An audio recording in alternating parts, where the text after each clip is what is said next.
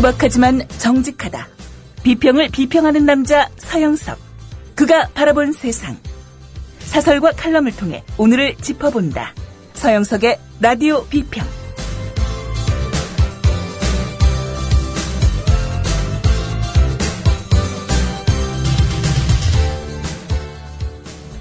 안녕하십니까, 서영석입니다. 청취자 여러분들 혹시 기억하실지 모르겠는데요, 최동욱 전 검찰총장이 쫓겨나기 전 이런 이야기가 나왔습니다. 청와대 민정비서관이 김광수 서울중앙지검 부장에게 전화를 걸어서 최동욱이 곧 쫓겨날 테니까 거기 줄 서지 말라 라는 통화를 했다는 주장이 나온 적이 있습니다. 물론 다 부인했기 때문에 진위 여부는 확인되지 않았죠. 하지만 정황상 그런 전화를 했을 심정은 매우 큰 상태입니다. 그 전화가 문제가 됐던 모양입니다. 어제 법사위의 민주당의 박영선 의원은 청와대 민정이 대포폰을 만들어서 그 대포폰으로 검사들에게 압력 전화를 넣고 있다라고 폭로를 했습니다. 이게 대포폰은요, 아시다시피 다른 사람의 이름을 빌어서 전화를 개설하는 것을 이야기하는 겁니다. 통화 기록이 남고 혹은 도청의 위험이 있다라고 생각되면은 과거 안기부 출신 국회의원 한 사람은 전화를 5개 가지고 다니기도 했는데요, 휴대전화를. 그때 등장하는 것이 대포폰입니다. 결국은 다른 사람의 명의를 빌려서 전화를 개설해서 그 전화로 통화를 하는 거죠. 이명박 때는 그야말로 민간인 사찰에 관여했던 청와대 행정관들이 대포폰을 쓴 그런 사례도 있습니다. 박근혜 대통령의 청와대에서도 민정에서 검사들에게 압력 전화를 하기 위해서 대포폰을 사용했다는 폭로가 나오고, 거기에 대해서 확실한 해명을 하지 못하는 걸 보면은 정말 청와대가 이러다가는 범죄 집단하는 게 아니냐 하는 그런 걱정마저 듭니다. 라디오 비평 시작합니다. 함께하고 계신 방송은 정치평론가 서영석 미디어 협동조합 이사가 진행하는 라디오 비평입니다. 지상철 조합원 신청 광고입니다. 강화대교 앞에서 개념 부부가 만드는 개념 곰탕, 연지연 곰탕. 연지연이란 가마솥의 장작불로 온종일 구워내는 곰탕을 서로 나누어 이어지는 인연이란 뜻입니다. 연지연 곰탕이 민주주의를 열망하는 조합원 여러분과 국민의 건강을 책임지겠습니다. 곰탕 포장 판매는 한 팩 800g에 7,000원이며 7팩 이상은 무료 배송으로 드립니다. 연지연 곰탕은 강화대교 입구에 위치해 있습니다. 단체 주문 예약 및 포장 주문 전화번호는 010-7252-1114, 010-7252-1114, 031-989-9968. 조합원 단체 예약은 10% 할인해드립니다.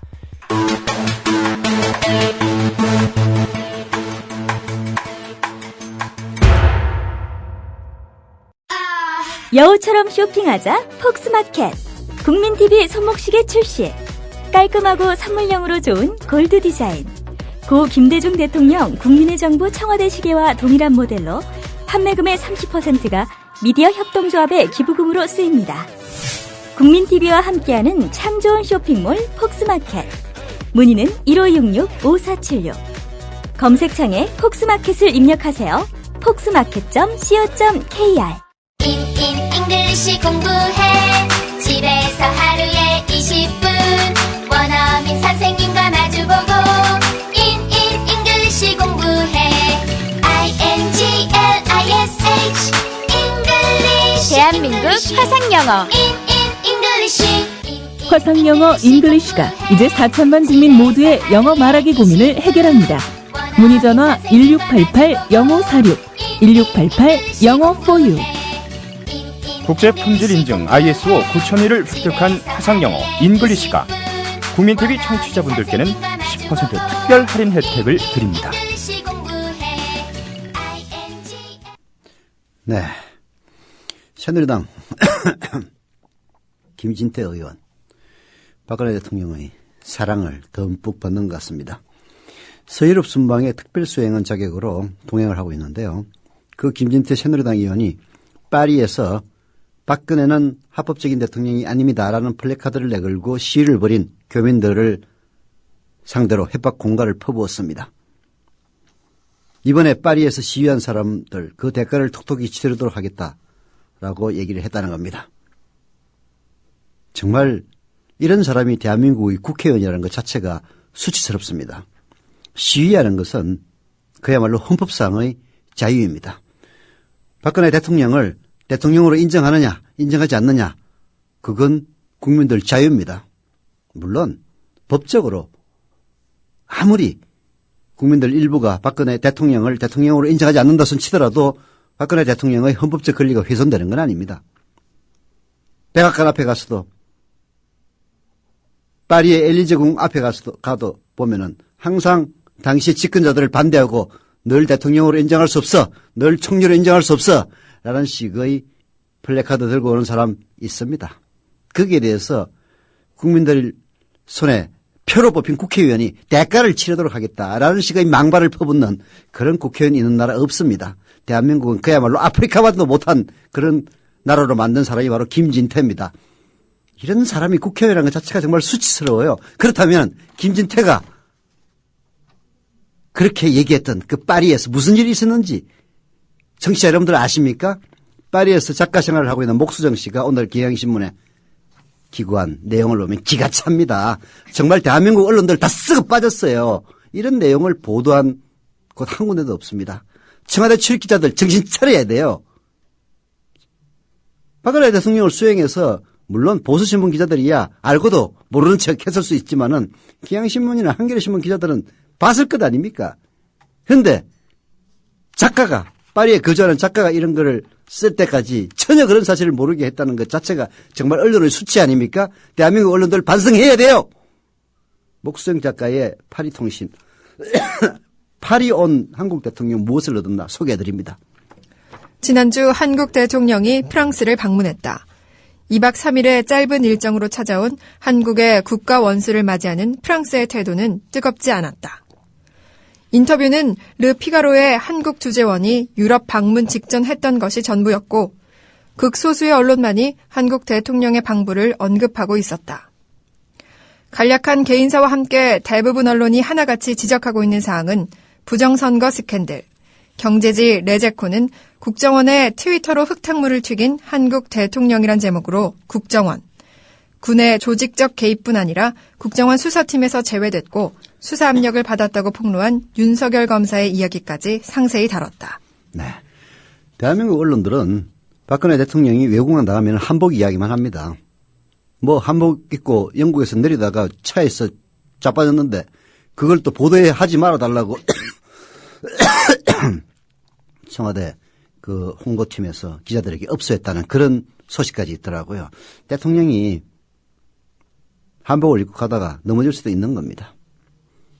그리고 그거 뭐 큰 기사 아니다 생각해서 보도하지 않을 수도 있는 거예요. 전 그런 기사를 꼭 보도하는 신문이 훌륭한 신문이고 보도하지 않는 신문이 나쁜 신문이라고 보지는 않습니다. 문제는 그걸 대범하게 넘기지 못하고 기자들에게 제발 좀 보도하지 말아달라고 업소하는 청와대의 이른바 그 수행원이라는 작자들이 정말 한심하기 짝이 없는 겁니다. 김진태 같은 그런 한심한 인간까지 가시하니까 더욱더 한심해 보입니다. 그런 언론들의 한복 용비어 청가, 한복 박피어 청가는 달리 파리의 언론들은 한국의 대통령에 대해서 그렇게 호의적으로 보도하지 않았다. 심지어는 박근혜 대통령의 부정선거에 대해서 상세하게 다뤘다. 그런 이야기입니다. 또한 시사주간지 엑스프레스는 박근혜에 대해 알아야 할 5가지라는 제목으로 부모가 모두 총으로 죽은 비극적 인생, 독재자 아버지의 그림자, 윤창중 대변인의 섹스 스캔들, 선거 부정 스캔들 등을 기사로 다뤘다. 르몽드만이 경제인들과의 만남을 스케치했는데 박근혜는 프랑스 기업인들 앞에서 한 연설을 통해 한국의 공공부문 시장을 외국 기업에 개방할 것과 프랑스와의 자유무역을 위해 한국의 몇 가지 무역 장벽을 없앨 것을 약속했다고 르몽드는 전했다. 네, 엑스프레스는 아주 대한민국의 뭐 시사인 같은 평가받는 주간지입니다. 죄송합니다. 거기서 박근혜에 대해 알아야 할 5가지라는 제목으로 독재자 아버지에 대한 이야기 뭐 그거야. 박근혜 대통령이 원턴 원하지 않았던 뭐 천륜이라는 것은 어쩔 수가 없는 것이니까 넘어갑시다. 윤창중의 섹스 스캔들, 선거부정 스캔들 이런 식의 이야기가 나온다는 것 자체가 정말 대한민국의 망신 아닙니까? 대한민국 대통령이 외국에 가가지고 칭찬을 받기는커녕 김대중 대통령은 유럽 가면은 정말 민주투사라고 대한민국에서는 그렇게 뭐 지금 돌아가셨어도 홍어택배 이딴 식의 조롱을 받고 있지만은 유럽 가면 정말 칭찬받고 존경받는 한국의 지도자였습니다. 노무현 대통령도 마찬가지였어요. 근데 박근혜 대통령 가가지고 겨우 나온다는 게 윤창중 섹스 스캔들, 선거부정 스캔들 이딴 기사가 나오게 만드는 정말 나라 창피 아닙니까? 외국 왜 가는지 모르겠어요. 그리고 박수 받았다는 게 기업인들 앞에서 대한민국의 공공시장을 개방하겠다. 공공시장 누구 마음대로 함부로 개방합니까? 그런 이야기 하니까 박수나 받지. 목수정 작가의 글 계속 소개해드립니다. 반면 에펠탑과 루브르 박물관 앞에서 펼쳐진 재벌 한인 집회에는 열띤 기운이 감돌았다. 100여 명 안팎이 모인 소규모 집회였지만 박근혜는 대한민국의 합법적인 대통령이 아닙니다라고 쓴 현수막을 내건 이 집회에는 유학생, 교민, 관광객들뿐 아니라 이들을 감시하기 위해 온 국정원, 대사관 직원들, 그리고 한국 문제에 관심을 가지고 있는 일부 프랑스인들까지 한데 모여 긴장감과 박진감 속에서 진행됐다. 아마도 대한민국 국정원 요원들 외국 나와가지고 대한민국 국익을 위해서 경제정보를 빼오는 게 아니라 경제정보를 수집하는 게 아니라 기껏 박근혜를 반대하는 그런 집회에 나와가지고 누가 나왔는지 교민 중에서 누가 반정부 성향을 갖고 있는지 그딴 보고서나 써서 올려서 이렇게 빨을 받자입니다. 그러니까 김진태 같은 한심한 국회의원이 대가를 치를 것이다라는 국민을 상대로 자기들을 뽑아준 국민, 교민들도 국민입니다. 그렇게 공갈 햇박이나 내던지고 이런 국회의원을 뽑아주는 국민들도 사실 한심한 겁니다. 예. 3.15 부정선거의 한 거에 4.19 혁명에 참가한 바 있던 70대의 한 교민은 민주주의의 씨앗이 땅에 떨어져 싹을 틔우기는 어려우며 대부분 세찬 바람에 날아가 버린다. 그러나 끊임없이 새로운 싹을 틔우려는 도전만이 비로소 민주주의의 당찬 줄기를 키워갈 수 있다며 젊은 학생들의 민주주의를 향한 열망을 독려했다. 여행을 왔던 한 중년의 관광객은 혁명의 도시, 파리 코민의 도시, 68의 도시 파리에서 새로운 촛불을 이어나가자고 외치기도 했다. 둘째 날 루브르 박물관 앞에서 열린 집회에서는 불문학을 전공하는 한 유학생이 르 피가로지에 나온 대한민국은 민주주의가 잘 작동하는 나라입니다라는 박근혜의 말을 인용하자 장내에는 커다란 웃음이 터져나왔다고 합니다. 민주주의가 잘 작동하는 나라로서 국민들이 심판해야 될 정당의 존폐 여부를 헌법재판소에 제소하겠다고 나서는 정부가 나서는 그런 나라입니까? 그리고 자기에게 반대하는 자기에게 비판적인 그런 시민단체를 해산하는 법을 만들겠다는 그런 사상 초유의 파시스트적인 사고를 하는 그런 인간이 할 수 있는 이야기입니까? 정말 쪽팔립니다. 해직자가 포함되어 있다는 이유로 정교조를 불법이라고 통보하고 국가기관이 선거에 동원되어 여론을 조작해도 여기에 대한 수사조차 제대로 할 수 없는 나라가 민주주의가 잘 작동하는 나라라고 그런 이야기를 하느냐고 반문하면서 날 안에서 국민을 속이던 박근혜가 이제는 전 세계를 상대로 사기를 치려한다며 분노를 표하기도 했습니다. 철학을 공부하는 또 다른 유학생은 토요일에 에펠탑 앞에서 집회가 있다는 이야기를 언론에서 접하며 댓글들을 읽어봤는데 그 댓글에는 이 집회에 참석하는 사람은 모두 전라도 사람이며 참석한 학생들은 모두 북한으로부터 돈을 받은 학생들이라는 글이 실려 있었다. 그걸 보고 정부는 단지 선거에 이기기 위해서 공무원과 민간인들을 동원하는 것뿐만 아니라 이제는 완전히 일상적으로 국민들의 정신을 썩게 만들고 있다는 것을 깨달았다라고 얘기를 하기도 했습니다. 그러니까 박근혜 대통령 자신도 뭐 수석공주이기 때문에 이 지적 한계를 명백하게 갖고 있는 사람입니다만은 박근혜 대통령을 보좌하는 그룹들은 근본적으로 문제가 있어요. 박근혜에 반대하는 사람은 다 전라도 사람이다. 저는 경상도 사람입니다. 오리지널 경상도 토종 사람입니다. 산청에서 태어나가지고 진주에서 중학교를 나오고 김영삼 3당 합당한테 너무 열받아가지고 본적을 서울 옮긴 사람입니다. 그런데도 이 인간들은 박근혜에 반대하는 사람은 다 전라도 사람. 박근혜에 반대하는 사람은 다 북한 돈 받은 사람. 자기들이 돈을 써서 댓글을 생산시키니까 자기들에게 반대하는 글을 쓰기만 하면 쟤들도 그렇거니 부처 눈에는 부처 놈만 보이고 돼지 눈에는 도야지만 보인다는 이야기가 절로 떠오르는 그런 상황입니다. 집회를 지켜보던 한 프랑스 경찰이 다가와 묻는다. 진짜 이런 엄청난 선거 부정이 일어난 거냐고. 그렇다고 했더니 이건 영화 속에서나 가능한 일이며 프랑스에선 절대 가능하지 않은 일이라고 덧붙인다. 그는 한국 대사관이 이 집회를 거부해줄 것을 요청했던 사실도 알게 했다. 집회의 자유를 막을 아무 명분도 없다며 그 요청을 거부한 것은 프랑스 경찰이었다. 이런 쪽팔리는 게 어디 있습니까? 박근혜를 반대하는 자기들 얘기했다시피 한 100여 명 나왔어요. 나와서 반대하면 또 박근혜가 대통령직에서 물러납니까? 그걸 관용으로 포용하지 못하고 프랑스 경찰에게 저 집회 좀 못하게 해주세요 했다가 무슨 얘기입니까? 집회의 자유는 헌법적인 권리예요. 무슨 소리 하세요? 라고 면박을 받은 이런 쪽팔리는 대한민국의 수치를 있는 대로 다 겪게 만든 박근혜의 파리 순방이 바로 그 본질입니다. 그러니 김진태가 열받아가지고 저 인간들 모조리 다 대가를 치르게 하겠다는 망발을 퍼붓는 것 아니겠습니까? 네. 올랑드는 무슨 생각으로 한국 대통령을 만난 것 같으냐라고 묻자 이렇게 프랑스 경찰에게 물었대요. 올랑드가 원하는 것은 시장뿐이다. 그래서 박근혜 대통령이 프랑스 기업인들을 앞에 두고 공공시장을 개방하겠다라고 약속한 겁니다. 참 한심해서. 르몽드가 보도한 것처럼 프랑스가 한국을 맞이한 이유는 분명해 보였다. 한국의 공공부분 시장 개방과 추가적인 무역 장벽 제거였다. 그렇다면 한국의 대통령이 이 방문에서 얻으려고 한 것, 그래서 얻은 것은 대체 무엇이었을까? 정말 저도 궁금해요. 가가지고 한복 자랑하고 프랑스에서 얻을 것은 단 하나도 없이 다만 한국 내에 자기의 지지도, 떨어졌던 지지도를 끌어올리는 데만 사용하는 대한민국 국민들의 세금을 쓸데없는 데 낭비하는 것이 아니냐, 그런 의심마저 드는 그런 유럽 순방입니다. 예. 노래 하나 듣고 계속하죠. 윙크의 부끄부끄. 부끄럽습니다. 노래 듣고 오는 동안 청취자 여러분들, 조합원 여러분들, 국민TV 미래협동조합 관심 가져주시고요.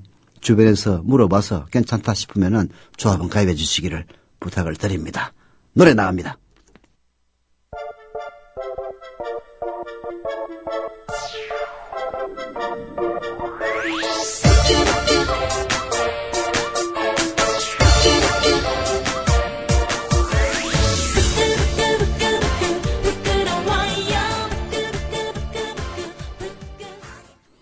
네, 서울 광진구 자양삼동의 몇살이고님, 그리고 부산 해운대구 자동의 민배님, 눈이 안 좋아가지고 진짜 안 보이네. 죄송합니다.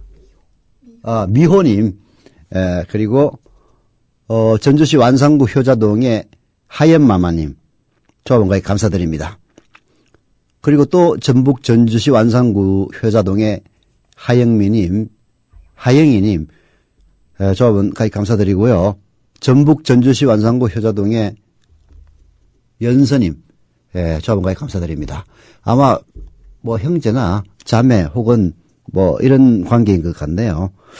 요즘 그 가족의 조합원 가입이 많이 늘고 있는데요. 늘 감사드립니다. 예. 게시판에서도 많은 릴레이가 있는데요. 이거는 조금 이따 소개를 해드리겠습니다. 광고하겠습니다. 서영석 노정면이 지금 단식 중입니다. 건강을 위해서입니다. 김용민 역시 100%는 아니지만 한 50% 단식하고 있습니다. 윤희엘 오일숙 생활단식의 도움을 받고 있는데요. 다이어트도 좋지만 몸과 마음이 건강해지는데 아주 좋은 효과가 있다고 합니다. 오해숙 생활단식에서는 국민TV 조합원 여러분을 특별 조건으로 모신다고 하는데요. 지금 신청하시면 오해숙 생활단식 유니웰이 참여자 모두에게 미래협동조합 출자금 일자를 제공하거나 혹은 이미 조합원인 분들에게는 정자 또는 자녀에게 일자를 드린다고 합니다.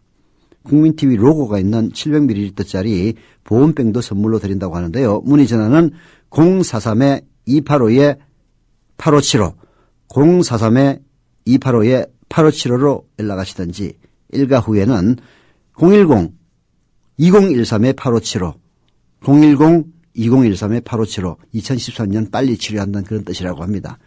연락 주시면 됩니다. 건강을 위해서 꼭 참여해 보시길 바랍니다. 이상은 광고이고요. 단식을 제가 직접 해봤기 때문에 이런저런 이야기를 많이 하고 참 좋다 얘기 많이 하는데요. 중요한 것은 정말로 선생님의 지도를 따르지 않으면 단식은 큰 몸에 해를 끼칠 수도 있다는 겁니다. 특히 여성분들 이런저런 다이어트 많이 했는데 영 효과가 없어. 그래서 단식하면 하면 최소 3개월 정도 회복기가 필요합니다. 근데 그런 회복기 없이 또다시 유니엘 단식, 생활 단식이니까 이번엔 되겠지 해가지고 신청하시면요. 가는 수가 있습니다. 예. 단식은 항상 지도자의 적절한 지도와 그리고 자기 몸을 생각하는 자기 몸은 자기가 챙기는 겁니다. 그렇게 하지 않으면 큰 탈이 날 수도 있고요. 다만 유니엘 오해숙 생활 단식은 큰 탈을 최소화했다 이런 거지만은 함부로 하면 큰 탈 날 수 있습니다. 그래서 선생님의 지도를 꼭 받으시고 나중에 후회하지 않으시기를 부탁을 드립니다. 자, 다음은요. 국정원 남재준의 거짓말 드디어 들통이 났습니다. JTBC가 보도하고 다음 날 한국일보가 상세히 보도함으로써 전 세계에 알려지고 있습니다. 즉 김하영, 그 댓글녀 김하영, 박근혜 대통령이 후보 시절에 그렇게 안타까워했던 인권 침해받는다고 그렇게 걱정했던 그러나 사실 알고 보니까 박근혜 대통령을 당선시키기 위해서 박근혜 후보를 당선시키기 위해서 국정원으로부터 국민의 세금으로 월급받으면서 부정선거했던 그 김하영. 개인적인 일탈 행위라고 남재준은 사기를 쳤습니다마는 국정원이 변호사비를 소송비를 대납해 줬다가 들통이 나자 모금을 했다는 그런 식으로 이야기를 하고 있습니다. 중앙일보 그리고 한국일보, 한겨레신문, 경향신문이 이 부분을 질타를 하고 있는데요. 한겨레신문이나 경향신문이 질타한다. 나쁜 일에 대해서 원래 질타하는 신문이니까 그렇다 손 칩시다. 그러나 중앙일보와 한국일보마저 이런 문제에 대해서 질타하고 나선다는 것은 거기에 대해서 입도 뻥긋하고 있지 않은 조선일보, 중앙일보, 기타 이상한 신문들 창피한 겁니다. 쪽팔린 줄 아세요. 대한민국 언론들. 중앙일보의 보도에 따르면요. 중앙일보의 사설에 따르면 공무원이 범죄 혐의로 수사를 받게 될 경우 변호사비는 공무원 개인이 부담해야 한다고 합니다. 설사 업무 중 과실로 수사를 받게 되더라도 개인 부담이 원칙이라고 합니다. 특히 일반 회사가 아닌 국가기관에서 변호사비를 대준다면 문제가 아닐 수 없다는 것인데요. 국민 세금으로 꾸리는 정부 예산은 그 용도가 사전에 엄격하게 정해져 있습니다. 그 중요한 돈을 규정에도 없는 직원 변호사비를 대준 까닭은 도대체 뭡니까? 한겨레신문은 사설에서 이렇게 얘기하고 있습니다. 남재준 원장에게 묻는다. 개인 일탈 행위와 변호사 비용 대납 관계를 한번 납득할 수 있게 설명해봐라. 아무리 머리를 짜내도 그럴듯한 설명 안 나올 거다. 손바닥으로 하늘을 가리는 그런 식의 거짓말을 계속해서는 더욱 깊은 자가당착의 늪에 빠질 거다. 국정원장 관둬라! 라고 얘기를 하고 있습니다. 제가 오늘 소개해드릴 사설은요. 그나마 중도적인 한국일보 사설. 국정원은 왜 개인 소송비를 대납했는가? 이 사설을 소개해드리겠습니다. 대선 개입 의혹 사건의 핵심 인물인 국가정보원 여직원 김모 씨의 변호사 비용을 국정원이 예산으로 대납한 사실이 드러났다. 지난해 대선이 끝난 뒤인 12월 말 김 씨가 변호사를 선임할 때 착수금을, 지난 2월에 나머지 비용 등 모두 3,300만 원을 입금했다는 것이다. 여기에는 김 씨가 민주당 당직자들을 감금 혐의로 고소한 사건에 대한 수임료도 포함돼 있다고 한다. 명백한 예산 전용이고 배임 행위가 아닐 수 없다. 남재준은 시민단체가 만약에 고발한다면 명백하게 배임 행위로 걸립니다.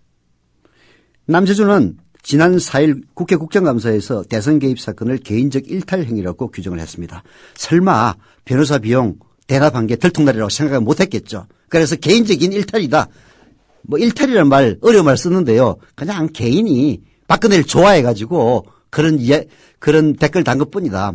이렇게 얘기했습니다. 진짜 지나가는 애들 두고 물어보십시오. 월급을 받는 국정원 직원이 업무 시간에 박근혜 댓글을 달고 있고 무슨 커뮤니티 사이트에 들어가서 박근혜에 불리한 그런 글이 나오면 반대나 누르고 자빠진 그게 개인적인 일탈 행위라고요? 정말 쪽팔린 줄 아세요, 남재준 씨. 이 말대로라면 일탈 행위로 인한 개인적인 소송에 국가 예산을 지원했다는 얘기입니다. 그렇지 않다면 대선 개입 사건이 국정원의 조직적 업무 행위였음을 시인하는 셈이 됩니다. 어느 경우든 국정원은 책임을 피해갈 수 없게 됐습니다. 국정원은 공금 사용이 부적절하다는 말이 나오자 뒤늦게 2,200만 원을 간부들의 활동비에서 객출에 채워넣었습니다. 간부들 2,200만 원 뜯긴 거예요. 남재준의 범죄 행위를 가려주기 위해서. 스스로의 판단으로도 뜻뜻하지 못한 행동임을 인정한 것이지만 직원들에게 돈을 거뒀다가 해도 결국은 국정원이 대신 내줬다는 사실은 달라지지가 않습니다. 일반 기업도 임직원이 비리를 저지르는 경우 변호사 비용을 회사 돈으로 내준 게 확인되면 횡령과 배임 행위로 처벌받습니다. 하물며 정부기관이 소속 공무원의 수임료를 국고에서 내줬다면 그 엄중함은 두말할 필요도 없습니다.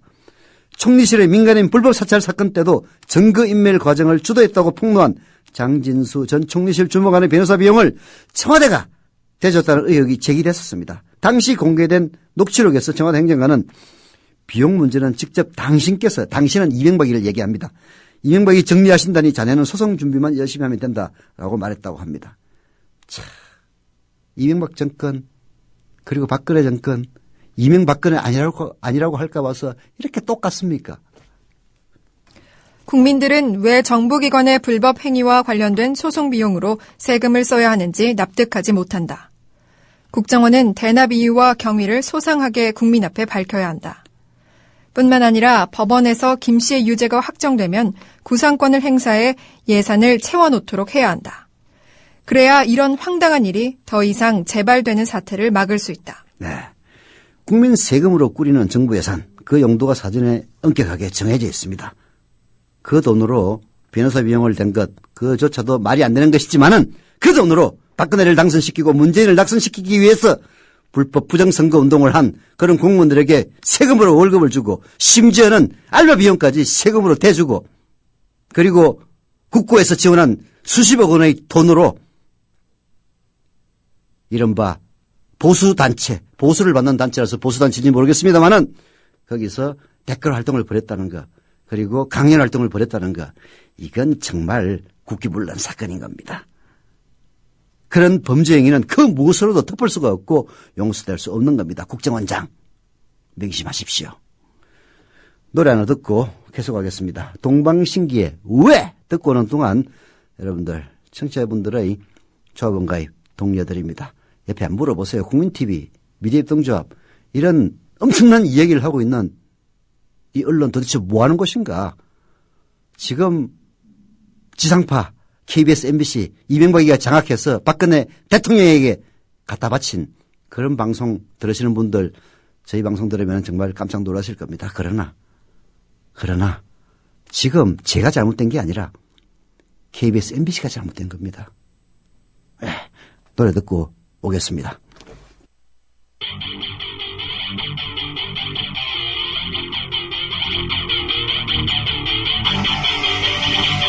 Keep your head down. You know time.